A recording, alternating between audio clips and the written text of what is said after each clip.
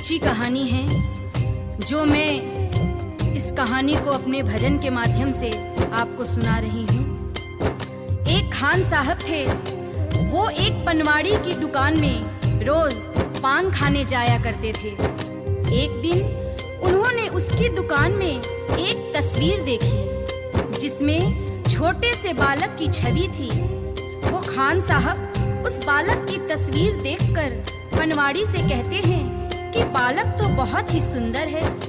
इसके सिर पर मोर मुकुट, कानों में कुंडल, तन पे पीतांबर और पाँव में पैजनियां कितने सुंदर लग रहे हैं। लेकिन बस एक ही कमी है कि ये जिस जमीन पर खड़ा है वो खुरदरी है और इसके पाँव में जूते भी नहीं हैं।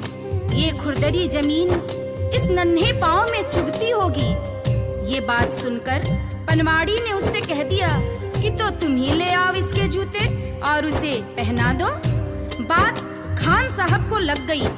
दूसरे दिन ही वो उस बालक के नन्हे पाँव के लिए जूते बनवाकर पनवाड़ी के दुकान पर पहुंच गया और पनवाड़ी से कहा कि देखो, मैं इस बालक के लिए जूते ले आया हूँ, उसे बुला लो, मैं उसे पहना दूंगा। पनवाड़ी ने कहा, अरे ये बालक तो यहाँ नहीं रहता है, ये तो वृंदावन में रहता है, वृंदावन में। खान साहब कहते हैं, वृंदावन में? वो कहता है, हाँ, ये तो वृंदावन में रहते हैं। तो खान साहब कहते हैं, चलो वृंदावन में ही पहना देंगे, लेकिन जरा उसका नाम और पता तो बता दो। तो पनवाड़ी कहता है कि खान साहब, वृंदावन में जाकर किसी से भी पूछ लेना कि श्याम कहाँ रहता है, तो सभी बता देंगे। अब वो खान साहब वृंदावन पहुंच जाते हैं और हाथों में पादुका लेकर किस तरह से श्याम को ढूंढ रहे हैं। बताओ कहाँ मिलेगा श्याम, बताओ कहाँ मिलेगा श्याम, बताओ कहाँ मिलेगा श्याम, बताओ कहाँ मिलेगा श्याम। चरण पादुका लेकर सबसे, चरण पादुका लेकर सबसे पूछ रहे रस खान, बताओ कहाँ मिलेगा श्याम, बताओ कहाँ मिलेगा श्याम। वृंदावन में चूंकि श्याम के नाम से उस बालक को कोई जानता नहीं था और वो कई दिनों से उसे ढूंढते ढूंढते परेशान हो गए। आखिर एक सज्जन व्यक्ति जो उनको कई दिनों से देख रहा था और अपने पास बुलाकर पूछता है कि अरे भाई, तुम किस श्याम को ढूंढ रहे हो? उसका हुलिया मुझे भी तो बताओ ताकि मैं तुम्हारी कुछ मदद कर सकूं। तो खान साहब श्याम के रूप का वर्णन करते हैं। सुनी, खान साहब उस सज्जन को बताते हैं। उसे सुनकर वो सज्जन को पता चल जाता है कि ये खान साहब किसे ढूंढ रहे हैं और वो उस सज्जन की बातें सुनकर और उससे पता जानकर वो सीधे बांके बिहारी के मंदिर में पहुंच जाते हैं और ज्यों ही मंदिर के अंदर प्रवेश द्वार पर जाने लगते हैं, वहीं खड़ा पुजारी उन्हें मंदिर के अंदर जाने से रोक देता है और कहता है कि तुम अन्य जाति के हो, इसलिए तुम अंदर प्रवेश नहीं कर सकते हो। तो खान साहब उस पुजारी से बहुत मिन्नतें करते हैं, लेकिन वह पुजारी उस खान साहब को आज्ञा नहीं देते हैं और खान साहब को मजबूरीवश क्या करना पड़ता है, सुनिएगा।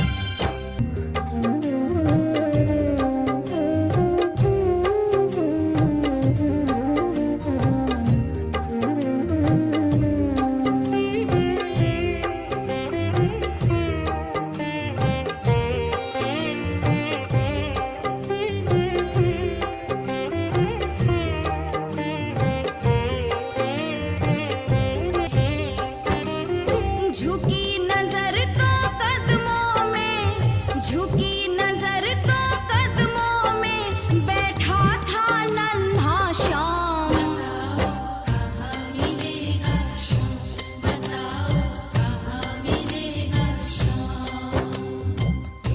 चूंकि भक्तों के लिए यहाँ महत्वपूर्ण संदेश है, इंसान जब तक अपने मद में खोया रहता है, जब तक इधर उधर देखता रहता है, भगवान उसे नजर नहीं आते हैं। जब तक उसका शीश नहीं झुकता है, उस पर भगवान की कृपा नहीं होती है। यहाँ पर जैसे ही खान साहब शीश झुकाकर नीचे की ओर देखते हैं तो वह बालक नजर आ जाता है और खान साहब खुशी से फूले नहीं समाते हैं और कैसे उस बालक पर अपना प्रेम लुटाते।